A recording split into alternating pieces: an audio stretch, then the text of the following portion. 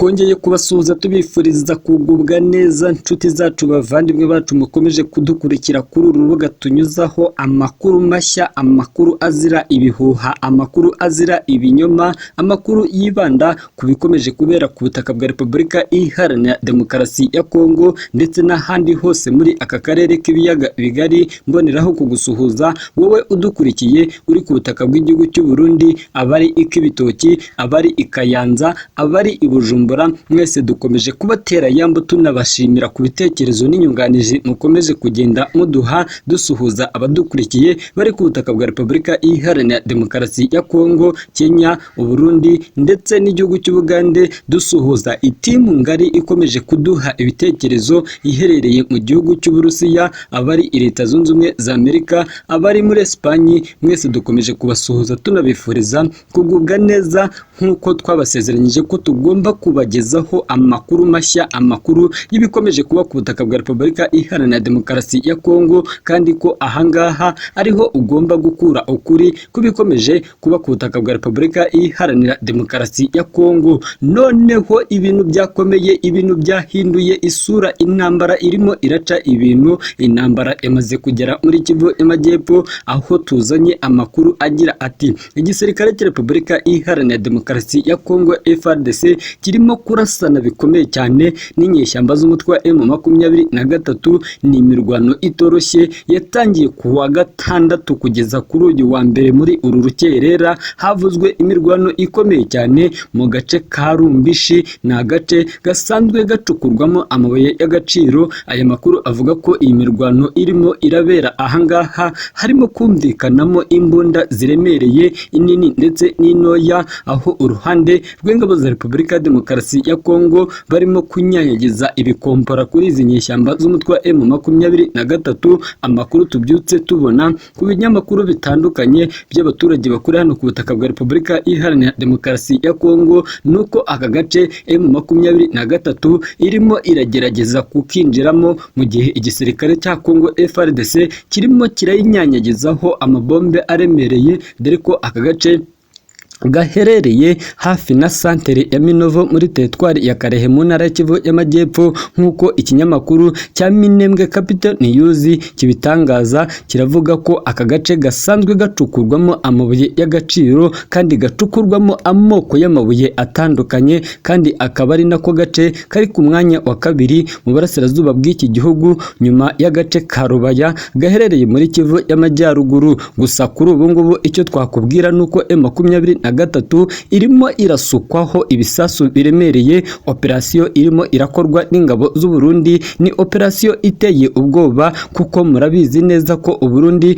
bufite ibirindo bikomeye cyane hariya Minovo, ari bo barimo kunyanyagiza amakompora yaremereye kuri izi nyeshyamba z'umutwe wa M23 kuva ku wa gatandatu tariki 25 kugeza kuri uyu wa mbere tariki 27. Urugamba rurimo ruraca ibintu, ari nako muri Kivu y'Amajyaruguru hariya muri axe ya Sake naho ibintu biteye ubwoba, kuko imiborogo n'agahinda bikomeje kumvikana ku baturage batuye hariya muri axe ya Sake, by'umwihariko mu duce turimo Ngungu santere, uduce turimo Bihambwe, uduce turimo Oso, uduce turimo Karuba, uduce turimo Bishusha, uduce turimo Gatsiru. Utu ni uduce turi hariya muri axe ya Sake umanuka werekeza mu birombe by'amabuye y'agaciro ya Rubaya. Aha ni aharimo kubera intambara ikomeye, intambara iteye ubwoba. Amakuru dufite nuko M23 kuri ubu ngubu igererewe isaha ku isaha ishobora kwamburwa Rubaya, kuko ingabo za Kongo FARDC zirimo kumanuka, zirimo kunyanyagiza amabombe aremereye,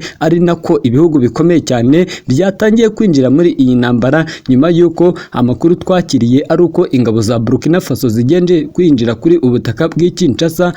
Twamaze kumenya amakuru y'uko nyuma y'ibiganiro bikomeye cyane byabaye hagati ya Minisitiri w'Ububanyi n'Amahanga wa Leta Zunze Ubumwe za Amerika Anthony Blinken ndetse na Perezida Felix Antoine Tshisekedi. Ikiganiro cyamaze amasaha agera kuri abiri, aba bombi baganiriye ku kibazo cy'umutekano muke uri mu butaka bwa Repubulika Iharanira Demokarasi ya Kongo, ndetse Leta Zunze Ubumwe za Amerika zihita zitangaza ko zigiye gufata leta ya Kinshasa zikayifasha mu guhangana n'umutwe wa M23. Gusa kuri ubu ngubu amakuru twamaze kumenya nuko hagiye koherezwa ibikoresho by'intambara, hagiye koherezwa abasirikare, nyamara amakuru nayo ahari nuko Leta Zunze Ubumwe za Amerika igiye kohereza aba basirikare ku giciro gikomeye cyane, kuko Leta Zunze Ubumwe za Amerika hari ibirombe by'amabuye y'agaciro igiye guhabwa na leta ya Kinshasa kugira ngo nayo iyifashe yirukane umutwe wa M23. Kuri ubu ngubu M23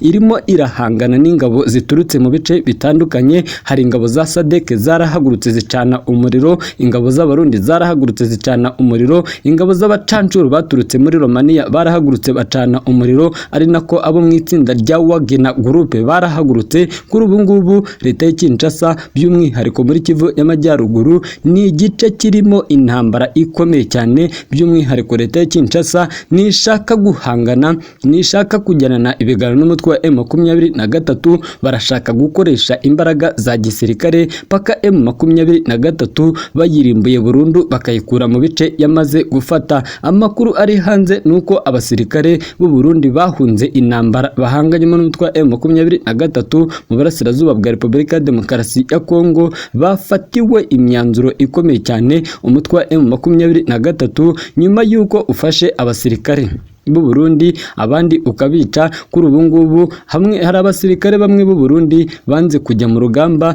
ari byo byatumye bafatirwa ibihano bikomeye cyane, ibihano byavugishije abatari bakeya. Ni nyuma yuko leta ya Kinshasa na leta y'u Burundi basinye amasezerano akomeye cyane, amasezerano yo gutabarana mu bya gisirikare no mu by'ubukungu. Kuri ubu ngubu abasirikare b'u Burundi bakomeje kwinjira ku butaka bwa Repubulika ya Demokarasi ya Kongo uko bwije nuko bukeye. Gusa Burundi kuri ubu ngubu amakuru twamaze kumenya nuko iyo wanze kujya ku butaka bwa Repubulika ya Demokarasi ya Kongo ufatirwa ibihano bikomeye cyane, mu gihe Umurundi winjiye ku butaka bwa Repubulika ya Demokarasi ya Kongo buri kwezi yakira amafaranga angana na 500 y'amafaranga y'amadolari ya Leta Zunze Ubumwe za Amerika. Ni amafaranga menshi kuko nta musirikare wa FARDC uhembwa aya mafaranga, kuko umusirikare mutoya wa FARDC ahembwa amafaranga 80 y'amadolari ya Leta Zunze Ubumwe za Amerika,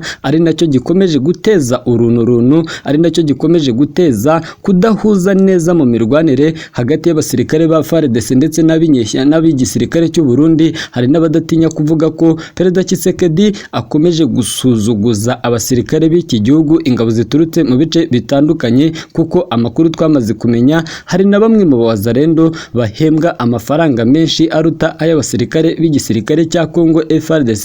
Murabizi ko itsinda ry'urubyiruko rw'abazarendo ari abatowe ngo bakunda igihugu, bakomeje kucyitangira kubwo kudashaka ko kijya mu maboko y'inyeshyamba z'umutwe wa M23. Ubu aba wazarendo bakomeje kurwana uko bwije nuko bukeye. Aba wazarendo bakomeje kurwana bashaka kwisubiza ibice bitandukanye byafashwe n'umutwe wa M23. Gusa ndagira ngo nkubwire ko kuri ubu ngubu M23 ikomeje guhangana n'ibihugu bitinshi, kuko hari amakuru amaze kujya ahagaragara ko Burkina Faso nayo igiye kohereza abasirikare bayo ku butaka bw'i Kinshasa. Ni inkuru yatangajwe na Kapiteni Ibrahim Traoré, wayitangaje ubwo M23 yashinzwaga kugaba igitero gikomeye cyane mu nkambi ya Mugunga hariya mu mujyi wa Goma. Ni M23 yabishinjijwe, bivugwa ko yakigabye ikoresheje roketi yo mu bwoko bwa C-35.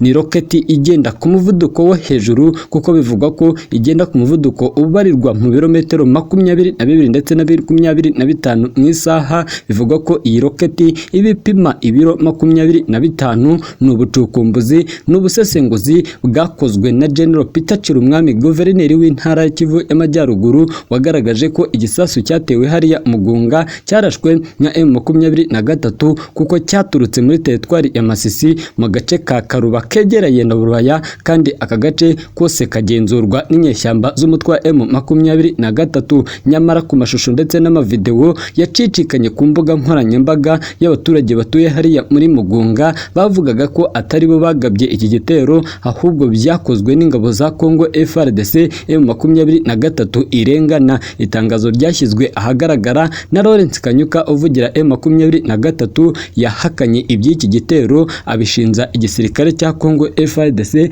anashimangira ko nta nkunga n'imwe bigeze bagira muri ibi bitero, anagaragaza ko ubutegetsi bwa leta y'i Kinshasa buri gihe iyo batsinzwe urugamba birangira bagabye ibitero mu baturage kugira ngo bagaragarize isi yose ko M23 ikomeje kwica abaturage. Kuri ubu ngubu ndagira nkubwire ko M23 yarahiriye ko itazigera isubira inyuma kandi izarwana kugeza ku munota wa nyuma. Izi nyeshyamba za M23 zahoranye intego yo gufata umujyi wa Goma, bagafata Kivu ya ruguru ndetse na Kivu y'amajyepfo, gusa byaje guhinduka ubwo bihuzaga n'itsinda ry'imitwe ya politike n'igisirikare ya Alliance Forever Congo iyobowe na Colonel Nanga. Kuva icyo gihe ubwo bayitoraga uyu mutwe wa politike ndetse na gisirikare bakawutorera muri Serena Hotel mu gihugu cya Kenya, M23 yahinduye manifesto yayo, kuko M23 yahise ivuga ko ishaka